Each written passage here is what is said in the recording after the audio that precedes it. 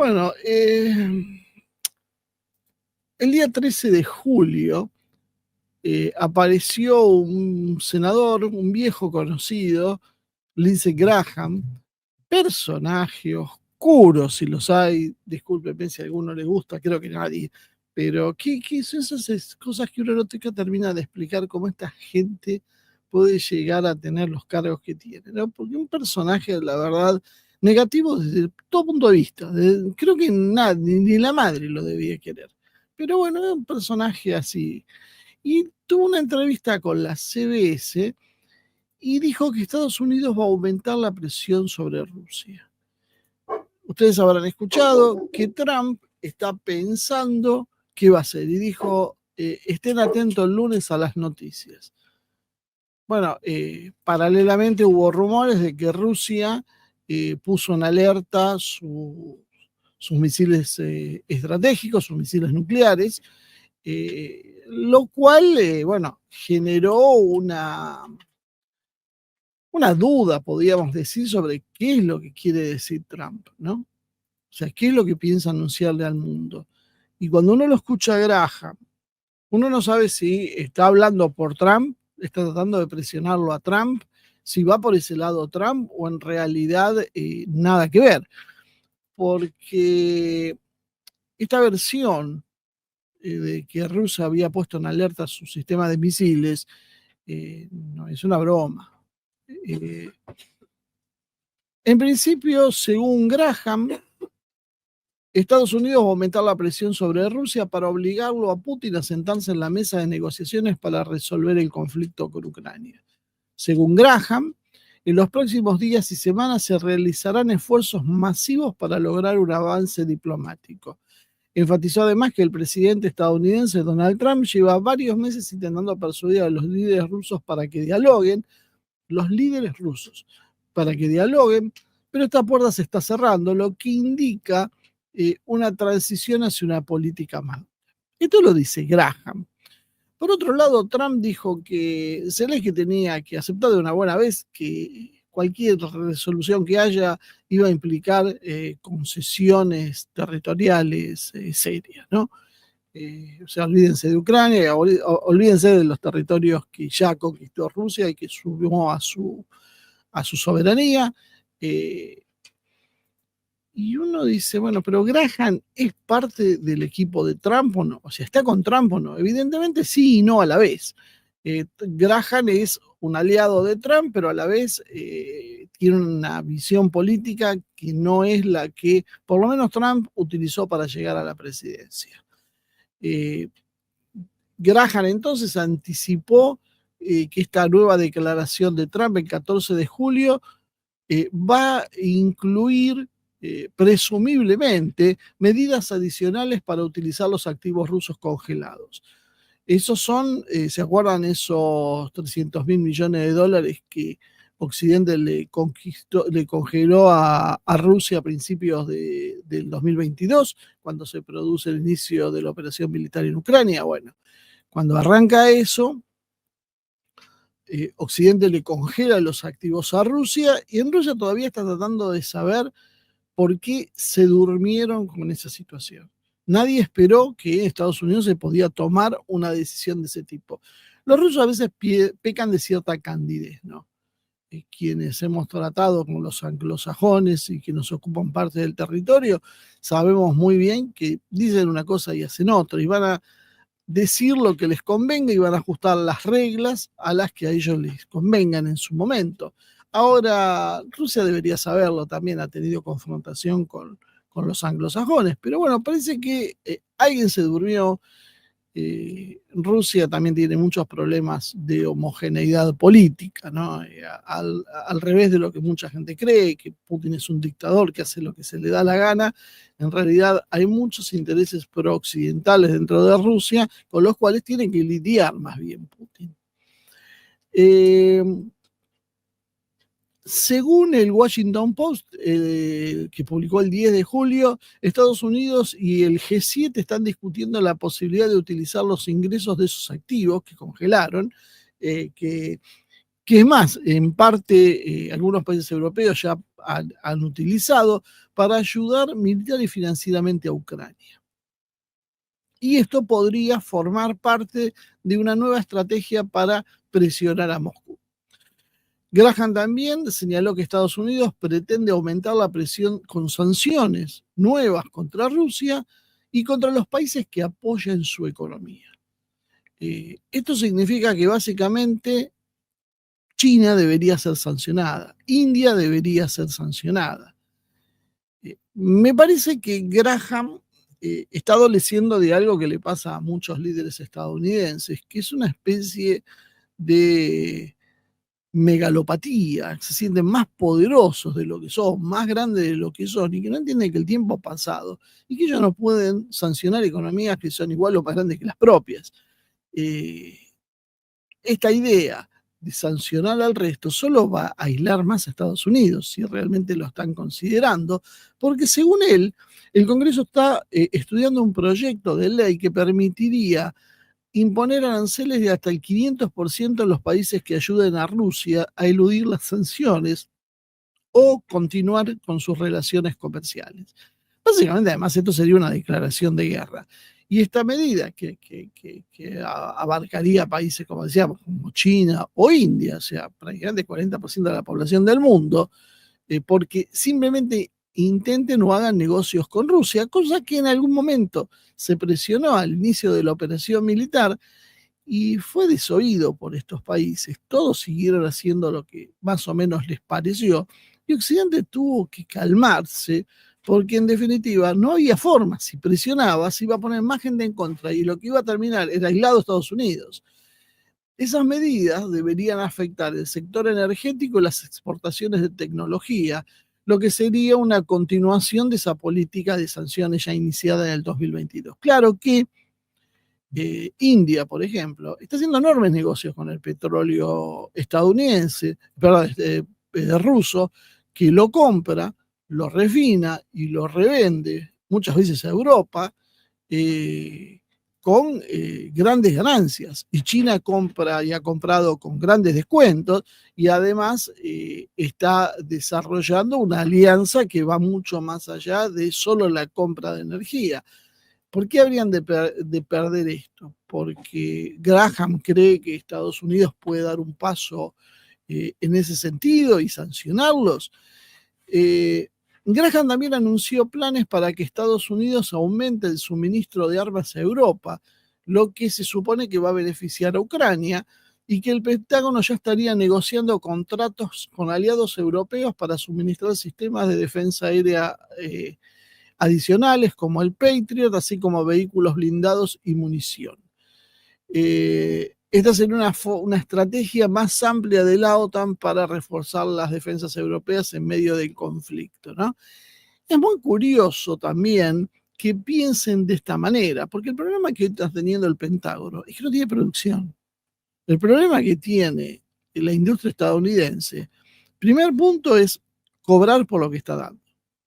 Ahora la brillante idea que se les ocurre, que no es una idea vieja en realidad, es pasarle la factura a los rusos, o sea, usar los mismos activos de los rusos para financiar esos armamentos que después van a mandar a luchar contra Rusia.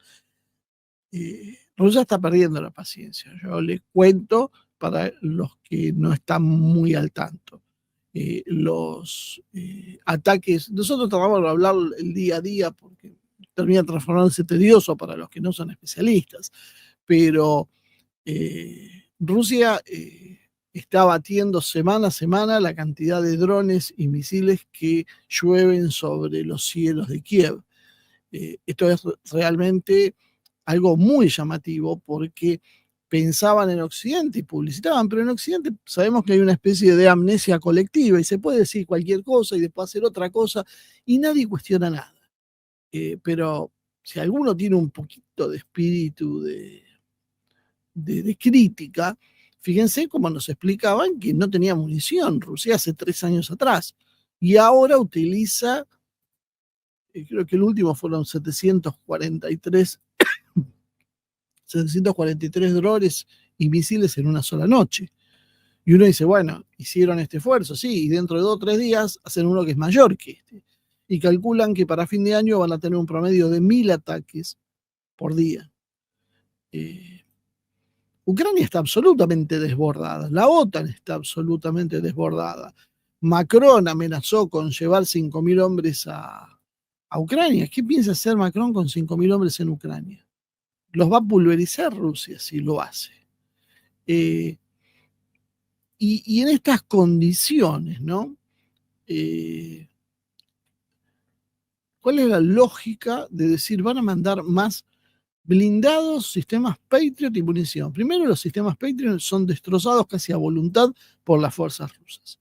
Tienen varias variantes, desde misiles Iskander hasta, no sé, misiles K-101 o misiles Kinjal, que golpean estos sistemas cuando se iluminan y los destruyen. Pero no solo eso, la munición rusa que ellos están hablando supera varias veces a la que produce todo Occidente en conjunto. Y los vehículos blindados, bueno, yo les diría que vayan pensando en otras tácticas, porque Rusia ya está hablando de producir millones de drones. Y los vehículos blindados son muy susceptibles a ser golpeados por los drones. Entonces, Graham debería tal vez hablar de lo que sabe y no de lo que no sabe. Evidentemente, ni siquiera lo que él propone, que difícilmente se pueda hacer y se puede hacer en plazos que le sirvan a Ucrania para tener una mejor resistencia con Rusia, porque esto, desde que se firma el contrato hasta que la producción llegue a Ucrania, que es cuando efectivamente se puede usar, bueno, ya sabemos que demora muchísimo tiempo y que ahora últimamente Rusia está destruyendo cada uno de los puntos logísticos que tiene la OTAN dentro de Ucrania, con una ferocidad que no la había tenido hasta ahora. ¿Qué es lo que se está viendo? Putin está perdiendo la paciencia, o en realidad nunca perdió la paciencia. Siempre fue lo que planificó desde el principio. Vamos a horadar, vamos a desgastar con el tiempo que haga falta las defensas de la OTAN y luego vamos a arrasar con todo. ¿Qué es lo que hoy están haciendo? En ese marco, Graham dice que Putin se equivoca al contar con que Estados Unidos y la Unión Europea se cansarían de apoyar a Ucrania. Bueno, la realidad que debería entender Graham, que Graham en realidad es un payaso que pone la cara, ¿no? Toda la gente que rodea y que impulsa esta política, es que en realidad Putin ya les ganó la guerra. O sea, Putin ya destrozó a la OTAN y que la Unión Europea no tiene nada para ofrecerle a Ucrania. No tiene nada porque realmente si siguen escalando va a escalar más Rusia y es más que obvio que la capacidad de combate de Rusia es mucho más alta que la que puede disponer hoy la industria europea. No tienen capacidad para producir ni vehículos, ni munición, ni nada que ligeramente rivalice siquiera con Rusia. Ese es el problema que hay en esta historia. Y eso no incluye a Estados Unidos, que cada 2 por 3 aparece una noticia hablando de la baja que tienen los arsenales y que se tuvieron que hacer una pausa. No fue por una cuestión política, sino porque no tenían ya que mandar. Entonces, ¿de qué está hablando Graham cuando dice que va a enviar más? O sea, no solo tiene que tener el dinero, después tiene que tener efectivamente lo que quiere enviar, la producción, porque la producción no son los dólares. Yo puedo firmar un contrato y dar cientos de miles de millones de dólares, pero si no están los materiales reales, eso no sirve de nada. ¿Y piensan tirarle a Rusia? ¿Los contratos por la cabeza? Esto también se da paralelamente a declaraciones de Trump ante la CNN sobre la necesidad de poner fin al conflicto y sus críticas a la ayuda inagotable que está generando preocupación en realidad en Ucrania sobre una posible reducción del apoyo. O sea, mientras por un lado se plantea que van a escalar, por otro lado simultáneamente se plantean que esto no se puede seguir manteniendo. Y Trump sale con que Ucrania tiene que entender que no puede seguir sosteniendo esos territorios y que se tiene que sentar a negociar y que tiene que de alguna manera ser pragmático, ¿no? Entonces, uno por ahí se pregunta en todo esto, entonces, ¿cuál es la verdadera posición de Trump? Porque es confusa. ¿A qué está jugando Trump? Eso es tal vez lo que no estamos sabiendo del todo.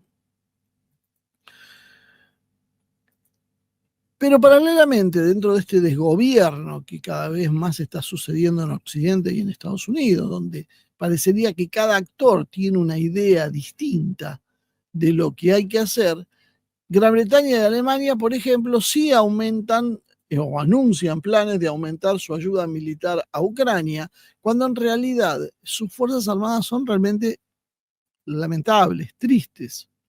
No tiene capacidad militar ni el Reino Unido ni Alemania para enfrentar a Rusia. Y sin embargo, bueno, aparentemente quieren seguir redoblando la apuesta. Y el Pentágono, para no irse atrás, o sea, el Pentágono debería estar a las órdenes de Trump. No sabemos bien a las órdenes de quién está el Pentágono. Lo que hay en Trump, lo que empieza a verse en Estados Unidos, es que hay un Trump que gobierna, pero que efectivamente no sabemos hasta dónde tiene capacidad para aplicar sus dictámenes, para aplicar sus ideas, y hasta dónde es presionado por el resto.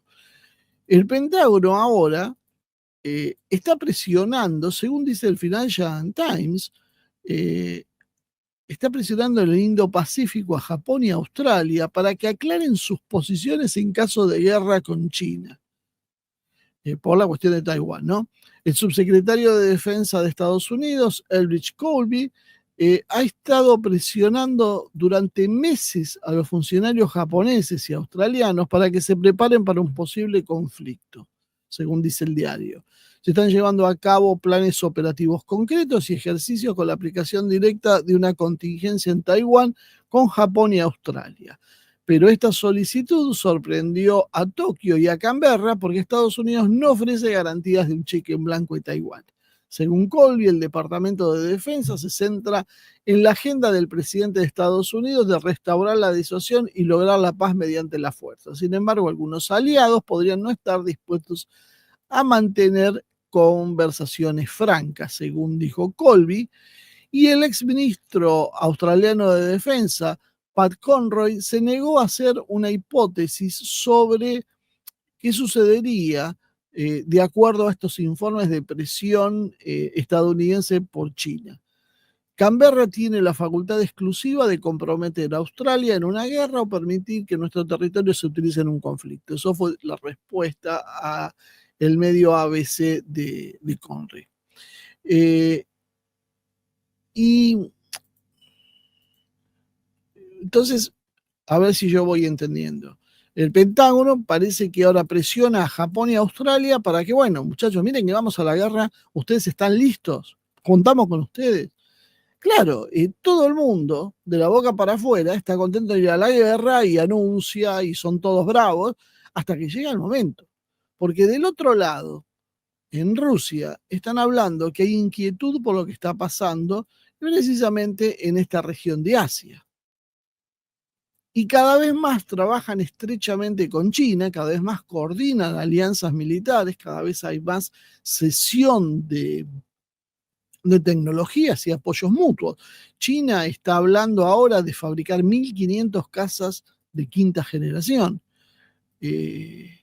Cuando China se ponga a fabricar a full realmente con toda su capacidad industrial, China va a aplastar la producción occidental, porque lo ha hecho en todas las áreas en las cuales disputó. ¿Por qué razón no la podría hacer en la militar? Ni hablar que puede contar con el apoyo de Rusia. Y la combinación entre Rusia y China sería letal, inclusive en el área de aérea, que es donde Occidente siempre ha basado su poder, por lo menos en el último siglo. Y para terminar de hacer compleja esta situación, en Bruselas hay también ruido. La señora Ursula von der Leyen acaba de anunciar que Bruselas va a responder, pero va a retrasar las contramedidas contra los aranceles de Estados Unidos, porque se acuerdan que Trump, que está hablando de todo esto y que Graham dice que va a ir contra Rusia, lo que hizo en concreto fue ponerle aranceles del 30% a los productos europeos y a México, y, bueno, y del 50% al amigo Lula. Y esto se puso y generó absoluto desconcierto en la Unión Europea. Porque se nota, porque primero iban a contestar, después no contestaron, van, vienen, dan marcha atrás. Realmente no sabe la Unión Europea qué hacer, porque este no es el objetivo. Y uno no termina de entender entonces si Trump es aliado de la Unión Europea contra Rusia, si es aliado de Rusia contra la Unión Europea o qué es lo que está pasando. Porque básicamente los aranceles que se suman en algunos casos a los del acero, aluminio y automóviles que ya había del 25%, simplemente va a destruir la economía europea. Entonces, no se entiende mucho. Trump les exige a los europeos que paguen el 5% de su PBI en gastos para la OTAN, en gastos de armamentos. Simultáneamente les pone unos aranceles bestiales. Y los trata de qué? De amigos. Acuérdense la cantidad de discusiones y peleas que tuvieron Trump y sus socios europeos. Entonces ni siquiera está quedando clara cuál es la posición de Trump. Por eso hablamos de la última carta que le queda jugar a Trump. Porque se está acercando a una posición de definiciones. No se puede estirar esto mucho más. Von der Leyen advierte que los aranceles que aplicaron en Europa van a recibir una contrapropuesta, pero en realidad ahora lo que tienen es que van a perturbar las cadenas de suministro transatlánticas vitales, afectando a empresas y consumidores a ambos lados del Atlántico. Bueno, noticias de las Américas. A Estados Unidos no le importa que afecten las cadenas de suministro, pues son cadenas de suministro que quiere romper. Ese es el problema que hay. O sea, von der Leyen está diciendo, me vas a afectar las cadenas de producción. Y Trump es lo que quiere hacer, romper esas cadenas porque quiere que se produzca en Estados Unidos. Y el costo, el pato de la boda, lo va a pagar la Unión Europea. Pero von der Leyen y sus cómplices creen que el problema es Rusia, que el problema que tiene Europa es porque Rusia las quiere invadir y no porque tienen un montón de problemas de todo tipo que ahora se le van a agravar con estas disposiciones de Trump. Porque en definitiva Trump podrá ahora después dilatar los aranceles y negociar, pero el ruido lo está metiendo en la línea. ¿Quién va a ponerse a invertir en Europa en estas circunstancias así como se están dando las cosas? Cualquier gran empresa que tiene que hacer una inversión considerable va a empezar a pensar que es mucho más viable hacerla en el mercado estadounidense que en esta alicaída Unión Europea. Trump dice que la Unión Europea en realidad impone barreras comerciales, impone IVA, sanciones corporativas excesivas, restricciones comerciales no monetarias, manipulación cambiaria y otras herramientas que son injustificadas y dañan los intereses estadounidenses. Y que, bueno, su campaña básicamente era American First, por lo cual lo primero es reducir el déficit comercial de Estados Unidos. Y evidentemente Europa es un competidor desleal, según cree Trump. Pero el problema es que estas gentes tienen que ser socios en contra de Rusia y de China. ¿Puede ser Trump socio de la Unión Europea en contra de Rusia y de China cuando le acaba de meter un arancel del 30%? O sea, si leemos que hay un grado de hostilidad enorme con Brasil por los aranceles del 50%, ¿qué nos queda para pensar sobre Europa? Acá hay una gran ficción de que van juntos y que son todos amigos y todos para uno y uno para todos, los mosqueteros de la OTAN, pero la realidad es que cada uno está yendo por su camino. Y no sabemos cuál es el camino de Trump, el que dice Graham o el que se ve en algunas medidas. ¿Cuál es el verdadero Trump, entonces? ¿El que choca con la Unión Europea o el que choca con Rusia? Mientras Rusia aplasta a Ucrania y China empieza a preparar su arsenal para confrontar directamente con Estados Unidos, con toda la potencialidad de tener el ejército más moderno y poderoso del mundo dentro de una década, porque China va a conseguir eso, porque no hay forma de detenerlo, excepto por una guerra. Pero las capacidades militares de China son increíbles, son muy superiores a las que tiene Estados Unidos en ritmo de proyección. La gente se está quedando con una lectura vieja. Estados Unidos fue, pero China es moderna. Todo el equipamiento de China es moderno. todo el equipamiento de chino está a la vanguardia y Estados Unidos arrastra un montón de problemas, además montado sobre una economía absolutamente deficitaria, con una deuda fuera de control y con un montón de problemas internos dentro de Estados Unidos. Aparte del corazoncito y el fanatismo, ¿por qué razón esta guerra la ganaría Estados Unidos? Si el que tiene la estabilidad política es China, el que tiene la economía más poderosa es China, el que es el primer socio comercial de la mayoría de los países es China, el que hizo una alianza casi militar, podríamos decir, con Rusia, porque están en el mismo barco, es China. El que tiene los peores problemas con los dos es Estados Unidos. El que tiene inestabilidad política interna es Estados Unidos. El que tiene un déficit gigante es Estados Unidos. ¿Por qué razón Estados Unidos tendría que triunfar en esta guerra? Porque si no nos ponemos de acuerdo en eso, es muy difícil poder seguir más adelante. Porque hay gente que sigue viendo que Estados Unidos es el Estados Unidos de la década del 50 o del 60, pero ya pasaron muchos años de eso. Hoy Estados Unidos ya no tiene esa capacidad.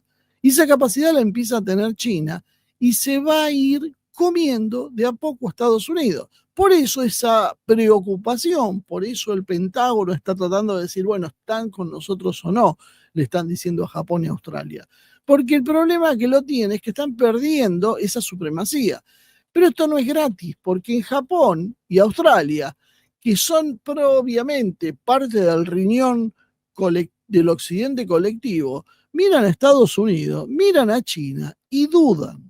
Y dudan. Ese es el problema que se le está viniendo encima también al globalismo. Nosotros vamos a ir a pelear con Rusia y con China en el Pacífico para defender a Estados Unidos. Y nosotros qué garantías tenemos de que Estados Unidos va a ganar esta guerra. Si Estados Unidos está dependiendo de Japón y de Canadá para enfrentar a Rusia y China, para que apoyen su flota, estamos en complicaciones. Y no le están diciendo nada a Corea del Sur, lo cual quiere decir que Corea del Sur ni la quieren tocar por el problema con Corea del Norte. ¿Y qué pueden esperar de India en una situación así? India se va a inmolar y después si gana China, ¿qué hace India? No, China se va a India, en el mejor de los casos, se va a mantener al margen. Así que olvídense del AUKUS o de cualquier cosa. India no se va a meter en una guerra contra Rusia y contra China. Estados Unidos está solo en eso. Está Estados Unidos, el Reino Unido, Alemania, Francia, y está tratando de ver si lo traen a Japón a la guerra. Graham lanza advertencias vacías. Trump amenaza con sanciones. La Unión Europea mendiga una tregua comercial con su propio aliado. ¿Esto qué es sino el signo de un poder que se está fragmentando, de un imperio en descomposición? Trump ahora queda frente, yo diría, una gran decisión. Rompe con el Estado profundo y con el globalismo y se embarca en un mundo multipolar donde puede ser bien recibido o entra en una guerra de lleno contra el resto del mundo, contra el mundo multipolar. Ese es el problema que hay. Por eso también vemos muchas vacilaciones en muchos países, porque muchos países no saben con quién estar, porque no está claro quién gana la guerra. No es Estados Unidos el gran hegemón que va a hacer lo que se le dé la gana.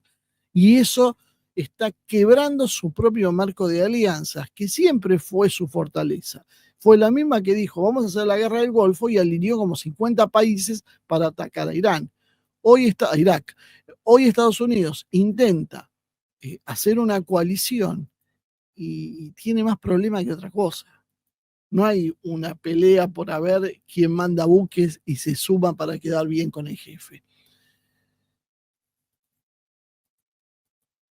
Graham en este marco dice que Estados Unidos va a aplicar esfuerzos masivos para que Putin se siente a negociar. En realidad lo que está haciendo Graham es admitir un fracaso, porque Rusia no solo pudo resistir, sino que además está aplastando a Ucrania y a la OTAN en el campo de batalla. Sino para qué Graham va a decir que Estados Unidos tiene que dar este paso. Dejen que las cosas sigan como van, si van tan bien. Básicamente Occidente es el que necesita la salida digna. Y dice Graham, esta puerta se está cerrando. Sí, en realidad se está cerrando porque Putin decidió que ya no la necesita más. Putin lo que les acaba de decir es, bueno, gente, yo no tengo nada acá para negociar. Acá lo que quiero es la rendición de Ucrania. Y acá lo que quiero es negociar un tratado de seguridad nuevo en Europa. Y si no, seguimos adelante con la guerra. Y está apretando el acelerador, que eso es lo más importante. Y a esto le han sumado el robo institucionalizado de activos rusos, que tiene otro problema aparejado. Si utilizan esto como una forma de financiar armas y deuda ucraniana, en realidad lo que se está produciendo es un saqueo financiero, rompiendo cualquier tipo de normativa internacional por voluntad de un país.